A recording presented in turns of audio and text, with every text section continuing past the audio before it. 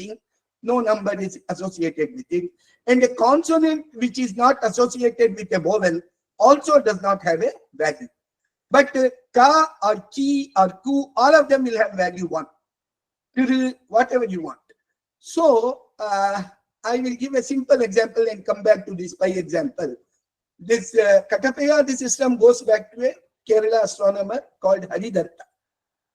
In Tirunavaya, he composed a great text called Grahachara Nibandhana in 683, about 200 years after Aryabhatiya. And this was an improvement of Aryabhatiya system called the Parahita system of astronomy. So he uses this Katapaya system. Remember, each of these consonants have numbers 1 to 9 and 0. Vowels separately do not have value. Separate vowels do not have values. And if there is a conjunct consonant, you should take the last consonant. So in Yuddha, the second syllable is a conjunct consonant. It has a Alpa Prana Da and a Mahaprana Da. The Dha has to be taken. And you see, Ta di Nava, this Ta Ta Da Da Na and Da Tha Da Da. So the Dha will be 9, Ya will be 1. And as I said, Yuddha, you have to write them in reverse order. This is 91. Kala. Ka is 1, La is 3, Yarala. So this is 31. Sham, Yarala Sha, that is 7. Dadhi Kama. So Da, Ta Tha Da Da Na, Ta Tha Da. This is 8. Da is 9. Ka is 1. Ma is 5. So Dadhi Kama represents 519. Words with lot of meaning. So this Katapayadi system has been widely used in astronomical works, especially in Kerala, but also in Tamil Nadu. So there was a great astronomer called Surya Deva Yajvan in Gangekondu Cholapuram. He was born around 1190. His books are very famous. Then there is a famous book called Vakya Karana. This was written in Kanchipuram, somewhere between 1282 and 1360. And it has a commentator called Sundarara, who was also in Kanchipuram. These are all Sanskrit works. But Kerala abounded in works using the Katapayadi system. In fact, this system became so popular that it's used outside of astronomy or mathematics. For instance, it is used in by Narayana Bhattakiri in his Narayaniyam to denote when the work Saukyam. In the last verse of Narayana, this Narayaniyam, I think, Ayur Arogya Saukyam, you can convert that into numbers, and that is a number which is in few lakhs. And that is a number which gives what is called the Kali Dina. That is the number of days elapsed since the beginning of Kali Yuga, which is taken to be 3102 before the Common Era, February 17th, 18th. So, Ayur Arogya Saukyam shows when Narayana Bhattakiri was born in the late 16th century. In fact, he was a great astronomer, he was a great grammarian, everything, and a great Bhakta and poet. So, the value of pi can also be written using this Katapayadi. And this is a work of 1819 called Sadratnamala by a Kerala astronomer called Shankara Varman. The value for pi is Badram Buddhi Siddha Janma Ganita Shraddhasma Yad Bhupagihi. So this gives the value of pi correct to 17 decimal places. And this is the circumference of a circle whose diameter is 1 parardha, and for him parardha is 10 to the power 17. So just 2, 3. Bha is 4. Dra, it's a conjunct consonant, so the second consonant Ra has to be taken, that is 2. Ambu, this is Ba is the second consonant, Ba is 3. Dha, as we saw, was 9. Si, Yara Lava Shashasa, it is 7. Again, Dha, the second Dha has to be taken, that is 9. Ja, so Ka Kha Ga Ga Ma, Cha Cha Ja, that is 8. So like that, you get this entire value of pi up to 17 decimal places. Evam chatra alardharistriti maha vrittasya nahoksharehi syad bhadram buddhi siddha janma ganita shraddhasma yadbhupagi. So this gives the value of pi. So easy to remember, to 17 decimal places. So in Carnatic music also, this became popular in 17th century. When the Medakattas had to be named, they were named using the Katapayadi, so that the index number of the Melakarta also tells you whether it is Shuddha Rishabha, Chatushruti Rishabha, Antaragandhara. So Harikambodhi, Yara Lava Shasha Saha Ha is 8. Re is 2. So it is the 28th Melakarta, Harikambodhi.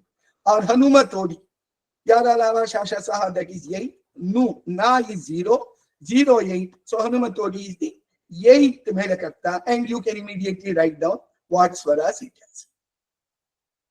Astronomy, one of the major uses of this was in what are called Chandra Vakyas. I will explain this in 2-3 minutes. It's a complicated concept, but what is being done is simple. It is telling you the position of the moon for every day for 248 days. As you know, moon goes around the earth in an elliptical orbit. So the motion of moon is not uniform. On the average, it traverses about 13 degrees, 20 minutes or 1 nakshatra in a day. But its longitude is different. And so the speed at which the moon traverses depends upon the distance between the moon, the angular distance between the moon and a point called Ucha. It is called apogee. So an ellipse, as you know, has a major axis and a minor axis. The extent of the one end of the major axis is farthest from the earth. That is called the apogee. So how far it is from the apogee will tell you the rate at which the moon is moving. So if someday moon and apogee are coincident at some time, then for the next 248 days, you can exactly tell what is the longitude of the moon at the same time each day. Why 248 days? Because this apogee is also moving. That is, the elliptic orbit in which moon is moving is also rotating. And the moon is also moving. And when moon and the come and meet, it is called anomalistic period. It is slightly less than moon's period itself, which is 27 days. So 9 anomalistic periods are equal to 248 days. It is using this Chandra Vakyas were constructed. So if you know the moon's position, and on a day when moon and apogee are together, let's say sunrise, first day. Second day, what is the moon's longitude? You have to add a number to the first day's longitude, and that is given by this Chandra Vakya. Girna Shreyaha. These Vakyas were supposed to be given by Vararuchi, who is supposed to have been there around the 5th century of the Common Era. Girna Shreyaha, now we have to convert this into a number, but now these are angular numbers. So the Ga is the second one, that is 0. So the 0,3 becomes minutes. Minute is 1/60th of a degree. Shre, that is again Ra, that is 2. Yaha, Ya is 1. So the second day's longitude is 12 degrees, 3 minutes larger than the first day's longitude. Now the second Chandravakya is called Dhenava Shri.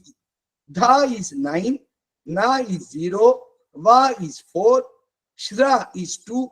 So the second day's longitude is 24 degrees 9 minutes over and above what you started with. Third Chandravakya is Rudrastu Namya. Ra is 2, Dra also has second consonant, Ra, that is 2. Ta is 6, Ta ta da da na, Ta, that is 6. Na is 0. This is minute, degree, and what is called Rashi. Rashi means 30 degrees. There are 12 Rashis, so 360 degrees. So the third day's longitude is 36 degrees 22 minutes. That is 30 for one Rashi and 6 degrees and 22 minutes added to that. So this was a very beautiful system. In fact, the children in Kerala till about 20-30 years ago used to be taught these 248 Vakyas and some other general principles by which they could have very easily calculated the longitude of the moon for any day. Knowing longitude of the moon, you know the Tithi and Nakshatra and all that. Okay. So this is the first half of my talk. Now I come to Tamil tradition. Now this Katapayadi system, which was so beautiful, which is used widely, can be incorporated any Indian language with some minor modifications. For instance, in Malayalam, you have two ras and two ras and three las and things like that. La, la, and ya. So you can use various conventions for that. Only in the case of Tamil language, we have a difficulty. What is the difficulty? Tamil language, from the very ancient period, it does not use the Mahaprana consonant sounds. Those sounds do not exist in Tamil language at all. Kha, gha, tha, tha, cha, pa, ba, they are all not there. Then, what is called the voiced consonants, that is the third in the Vargiya Vyanjana, ga, cha, da, ba, ba, da. So these 5 consonants do not have a separate symbol in the usual way Tamil is written. You have to infer it from the context of the word, from the phonological behavior of the word. So it's quite difficult to use the Katapayadi system. So when the Vakya system, one of the centers of the Vakya system, the work Vakya Karna was written around 1282 in Kanchipuram. When this became popular, we had to devise a system, and this seems to have happened about 50 to 100 years before the text Vakya Karna is written. Unfortunately, we do not know who is the author of Vakya Karna. It's a very famous work of the Vakya system, where this Chandra Vakyas, everything occurs there. So, but this has been done by using, in Katapayadi, you use the consonants. Though the principle was very simple, use the vowels now. So vowels, which are called Uyirelutthu in Tamil, or the swaras, are the focus of this system. And the first text in which it appears is a book called Chudamani Ullamudayan, written by Tirukotiyodam. I'll tell you something more about this text as we proceed. First, let us see the system. So this Uyirelutthu or swara-based system of numeration used in Tamil text is the following. So A denotes 1, A denotes 2, E denotes 3, E denotes 4, U denotes 5, U is 6, and we have 2 A's, whereas in Devanagari there is only one, in Sanskrit there is only one, A only, but in Tamil, Kannada, Telugu, Malayalam, we have both a Hrasva A and a Dirgha A. So A, that is 8 and 9, 7 and 8, I is 9, and then you have 3 options for 0, O, and O. So, same way as you do the Katapayadi, whatever was being said about consonant, you now say each vowel has a value. A consonant with a vowel, a syllable, will take the value of the corresponding vowel. A vowel by itself also has a value, the same value that is given to it. But consonants which do not have a vowel attached to it do not have any value. So in Raman, the last in will not have any value. Ra is Dirgha, that is 2. Ma is Rasva A, that is 1. So it is occurring in 2, 1, that Raman should correspond to 1, 2. So you have to do the same. Ankana, Vamato Gati. Successive individual syllables are first identified with the numbers, and those numbers are written from right to left. So we can take a very simple word, Parahitam, because we are dealing with this Parahita Ganitam. Is a Tamil word which has 4 syllables basically, Parahita, and there is a half consonant in the end. The half consonant has no value. Only Parahita we have to take. Pa is A, that is 1. Ra is A, that is also 1. He is E, E, that is 3. Ta is A, that is 1. So you have to write them in reverse order, 1, 1, 3, 1 this way. So the number denoted by Parahitam is 1331. So take the word Ullamudayan. U, I, E, U, that is 5. La, that is A only, that is 1. Mu, I, E, U, A, I, that is 9. And then Ya, that is 2. In has no value. So Ullamudayan, you have to write it first 51592 in the reverse order. So that's 29,515. So this is a very simple system. This was devised in 12th century, and there are some books written even in 19th century which are using this system, but somehow our most educated Tamil scholars don't seem to be available. And in fact, there are very, very few places where this system is talked about or explained, whereas this should be very widely known in our state and all over India, by all over the world also. But we should remember, Tamil also has a set of numerals, like the symbol for 1, 2, 3, 4, etc. In Tamil script, we use the symbol ka, something like that for 1, something similar to u for 2, and something similar to nga for 3, a cha written in a different way for 4, a ru for 5, sha for 6, and this shu for 9, and a ya kind of thing for 10. Inverted ya is 100, shata is for 1000. This is something like the Roman script, where V is for 5, X is for 10, M is for 1000, D is for 50, L is for 50, D is for 500. So it's something similar to that. All numbers up to 10,000 can be written using this.